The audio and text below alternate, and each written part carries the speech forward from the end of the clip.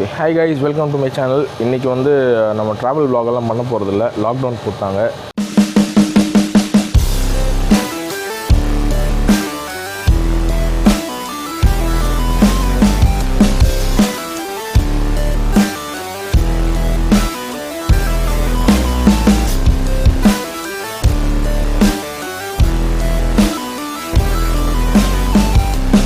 Plus நிறைய restrictions இருக்குது. அதனால் நம்ம வந்து எந்த ட்ராவல் vlogகும் பண்ணலை. மறுபடியும் கொரோனாலாம் குறைஞ்சி அதுக்கப்புறமா வந்து கவர்மெண்ட்டோட நார்ம்ஸ் என்ன சொல்லுதுன்னு பார்த்துட்டு அதுக்கப்புறமா தான் நம்ம பண்ணுவோம். ஸோ இன்றைக்கி வந்து different video, completely different video. நம்ம சேனலில் இது வரைக்கும் இந்த மாதிரி வீடியோஸ் வந்ததில்லை. பட் என்ன அப்படி ரொம்ப பில்டப் கொடுக்குறேன்னா ஒன்றும் இல்லைங்க, சோத்து வீடியோ தான். நம்மளுக்கு சோறு தான் முக்கியம். ஏன் சோறு முக்கியம் இன்றைக்கி அப்படின்னா, என் பையனுக்கு பர்த்டே.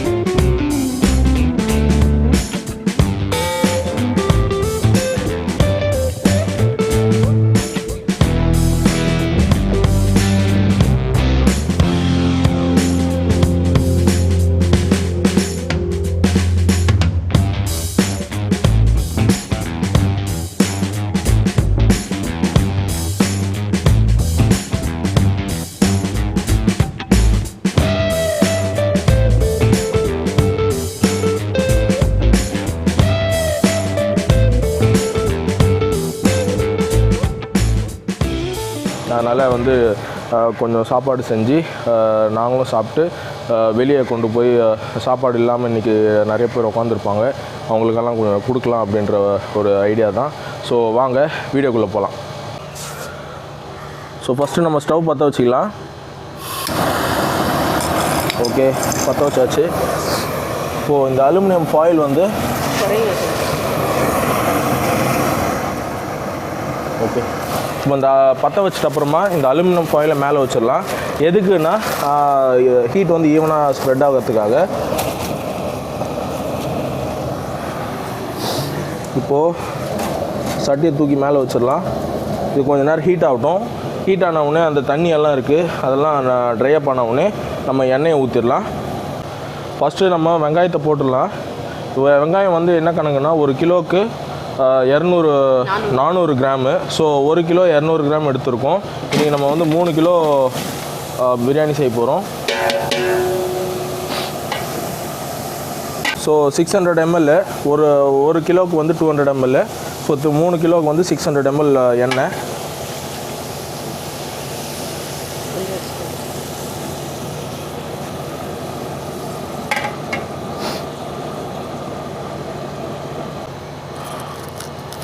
ஸோ முதல்ல வந்து நம்ம பட்டை ஒரு 3 கிராம், பே லீஃப் ஒரு 2-3 இலை, அப்புறம் ஏலக்காய் இருக்குது, கிராம்பு இருக்குது, சோம்பு இருக்குது, எல்லாத்தையும் ஒன்றா போட்டோம். Each 3 grams.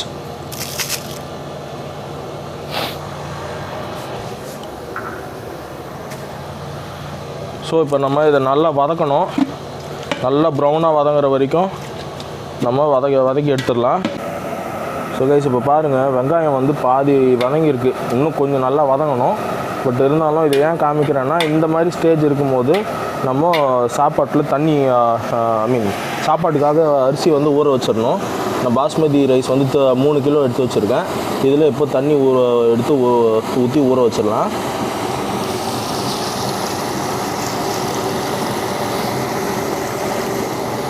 அவ்வளோதான், இப்போ ஊற வச்சாச்சு. கொஞ்ச நேரம் எல்லாம் வதங்கின அப்புறமா என்ன செய்யலான்னு சொல்லிட்டு நான் சொல்கிறேன். ஓகே கைஸ், இப்போ பாருங்கள், நல்லா ப்ரௌன் கலரில் ஆகிடுச்சு. எடுத்து காமி பாருங்கள், நல்லா ப்ரௌன் கலரில் வந்துருக்கு. இந்த அளவுக்கு வதங்கின உடனே தான் நம்ம வந்து மிளகாத்தூள் போடணும். ஸோ இப்போ மிளகாத்தூள் வந்து ஒரு 30 கிராம்ஸ் ஆட் பண்ணுறோம். ஒரு கிலோவுக்கு 10 கிராம் கணக்கு, ஒரு கிலோவுக்கு 10 கிராம் கணக்கு 30 கிராம்ஸ் ஆட் பண்ணியிருக்கோம். இது நல்லா கொஞ்சம் வதங்கணும். ஏன்னா கலர் வந்து இதுலேருந்து தான் வரப்போகுது. ஸோ நல்லா நம்ம வதக்கி விடலாம்.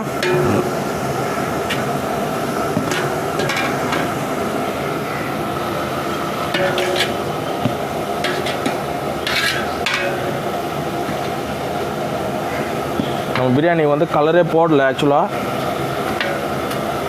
இதிலிருந்தே தான் கலர் வரப்போகுது. இந்த ரெசிபி வந்து நான் எந்த ரெசிபி நான் யூஸ் பண்ணுறேன்னா ஜப்பர் பாய் ரெசிபி தான். ஆனால் அவர் வந்து 3 கிலோ வந்து ஒரே தம்மில் செஞ்சுருப்பார். நம்ம வந்து வடி பிரியாணி செய்ய போகிறோம். ஆனால் ஆல்மோஸ்ட் சேம் ரெசிபி தான். ஸோ வாங்க கொஞ்ச நேரம் பொறுத்து நான் மறுபடியும் கண்டினியூ பண்ணுறேன். கைஸ் இப்போ வந்து நல்லா மிளகாத்தூளோட அந்த பச்சை வாசம்லாம் போயிடுச்சு. இப்போது நம்ம அடுத்த இன்க்ரீடியன்ட் ஆட் பண்ண போகிறோம்.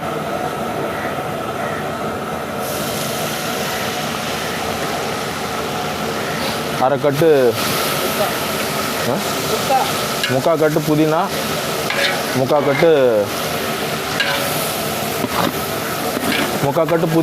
கட்டு மல்லி ஆட் பண்ணியிருக்கோம். இது கொஞ்சம் வதங்கின உடனே நம்ம அடுத்த இன்க்ரீடியன்ட் ஆட் பண்ணிடலாம். 12 பச்சை மிளகா ஆட் பண்ணுறேன். 1 கிலோவுக்கு 4 பச்சை மிளகா கணக்கு.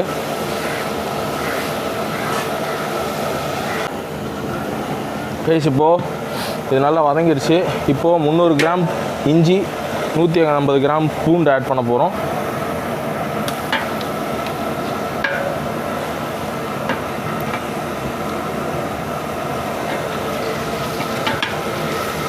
இது நல்லா மிக்ஸ் பண்ணி விட்டுக்கலாம்.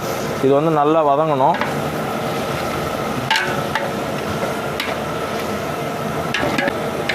ஒரு கிலோவுக்கு வந்து 100 கிராம் இஞ்சி, 50 கிராம் பூண்டு கணக்கு. சரிங்களா? இந்த ரேஷியோ வந்து அதிகமாக ஆட் பண்ணிட்டீங்கன்னா நம்ம சாப்பாட்டில் சோடா போட்டால் தாகம் எடுக்கும் தெரியுமா, அந்த மாதிரி தண்ணி தாகம் எடுக்கும். அதனால் இந்த ரேஷியோ பார்த்துக்குங்க. டேஸ்ட்டில் பெருசாக வித்தியாசம் தெரியாது. ஆனால் மேஜர் டிஃப்ரென்ஸ் வந்து இதுதான். இப்போ இந்த இஞ்சி பூண்டுலேருந்து நல்லா அந்த எண்ணெய் பிரிஞ்சு வந்துடுச்சு. அந்த இஞ்சி பூண்டோட பச்சை வாசமும் போயிடுச்சு. இந்த நேரத்தில் வந்து நம்ம தயிர் ஊற்றிடலாம். ஊற்று.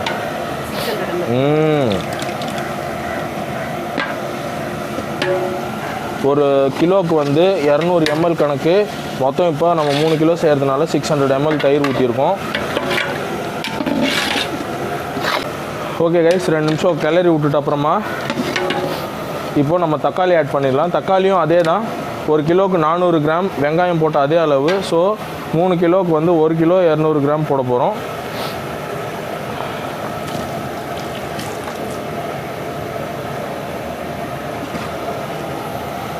ஸோ நல்லா நம்ம இப்போ மிக்ஸ் பண்ணி விட்டுக்கலாம்.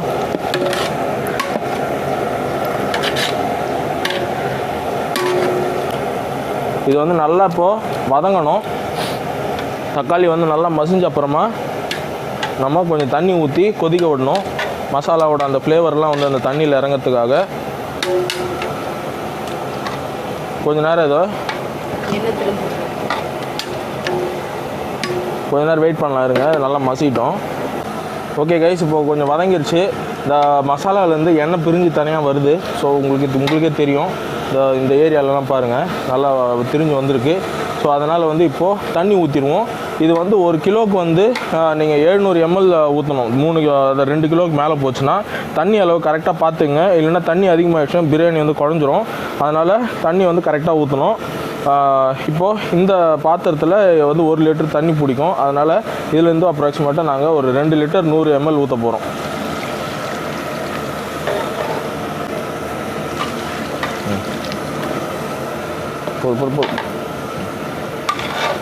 ஸோ 2 லிட்டர் நம்ம 100 ml ஊற்றியாச்சு. இது நல்லா கொதிக்கணும் கைஸ். நல்லா கொதித்து ஒரு 2 நிமிஷம் 5 நிமிஷம் விடுவோம். ஏன்னா அதில் இருக்கிற மசாலா நல்லா இதாக மிக்ஸ் ஆகணும். நல்லா இந்த தக்காளியும் வந்து இன்னும் நல்லா மசியணும். ஸோ அதனால் கொஞ்சம் டைம் விட்டு நல்லா கொதிக்க விடுவோம். கொதிச்ச அப்புறமா நம்ம அடுத்த இன்க்ரீடியன்ட் நம்ம ஆட் பண்ணலாம்.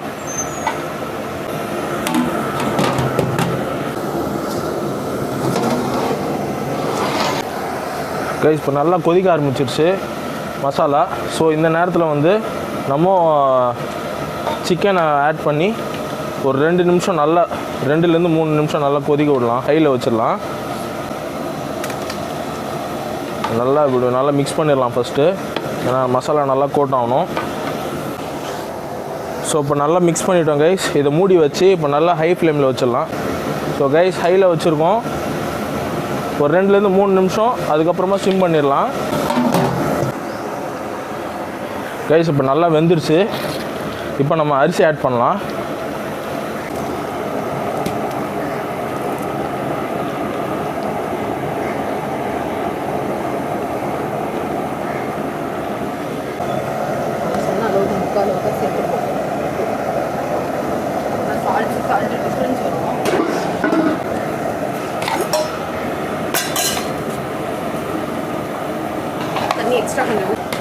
ரைஸ் இப்போ பார்த்தீங்கன்னா தண்ணி வந்து கொஞ்சம் கம்மியாக இருக்குது. அதனால் நம்ம வடித்த தண்ணியிலேருந்தே கொஞ்சம் எடுத்து இதில் ஊற்றிடலாம். இப்போ பருப்பு ஓகே கைஸ், இப்போ வந்து பார்த்தீங்கன்னா தண்ணிக்கு அளவு வந்து கரெக்டாக இருக்குது.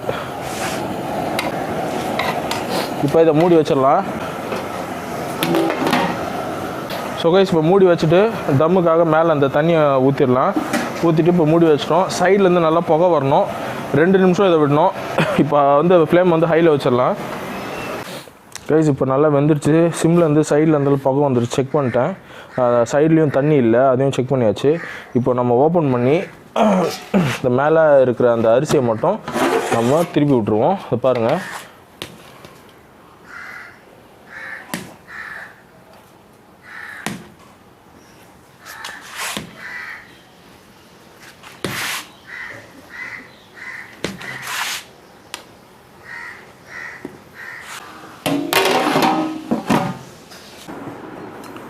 ஓகே கைஸ், இப்போது அந்த சாப்பாட்டை வந்து நம்ம பேக் பண்ணி கொடுக்க போகிறோம்.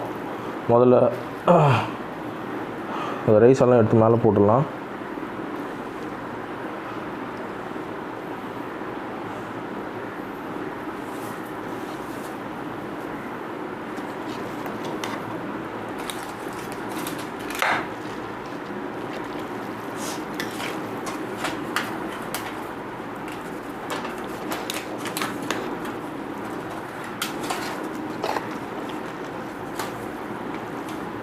பாருங்கள், பீஸ் எல்லாம் அப்படியே முழுசாக இருக்குது.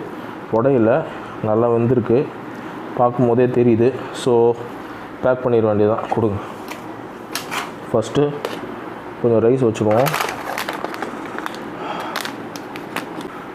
ஃபஸ்ட்டு கொஞ்சம் ரைஸ் போட்டாச்சு, அப்புறம் கறி வச்சாச்சு. அப்புறம் மசாலா ரைஸ் கொஞ்சம் இதில் ஆட் பண்ணிடலாம். அவ்வளோதான்.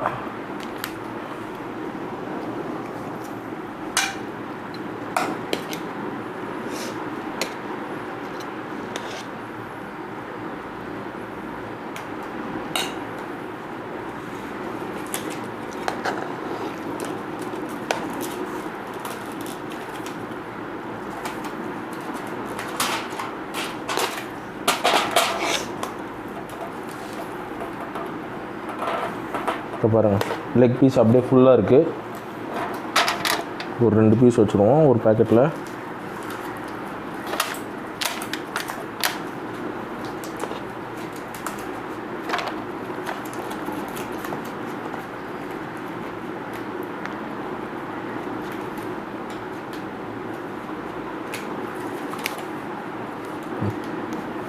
ஓகே கைஸ், எல்லாத்தையும் பேக் பண்ணிவிட்டு நாங்கள் போய் டிஸ்ட்ரிபியூட் பண்ணிடுறோம். அதை முடிஞ்சால் உங்களுக்கு காட்டுறேன். அப்படி இல்லைன்னா இதோட உங்களுக்கு இந்த vlog முடிச்சுக்கிறேன் கைஸ்.